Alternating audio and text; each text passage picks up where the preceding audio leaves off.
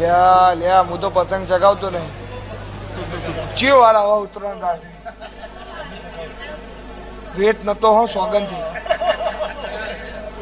આ બધું છે એને 21 વર્ષની ઉંમરમાં બધું ભૂલી ગયો માની દયાથી.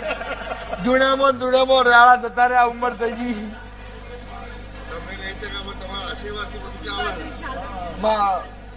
ચમ નહીં થઈ શકાય કોઈ અમે કઈ છેડા થોડી થઈ જઈ જાય. કોણ બધું ચગાવું છું ભાઈ હજુ જાણો જ છું.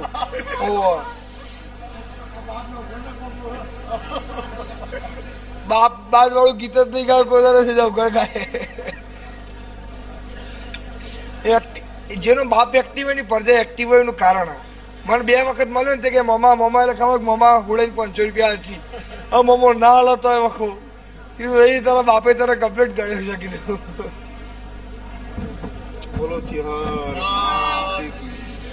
સંજયભાઈ આ પતંગ હને આયા છું જે દાડો ખાવા અનાજ નતું એ દાડો મું મળી હતી.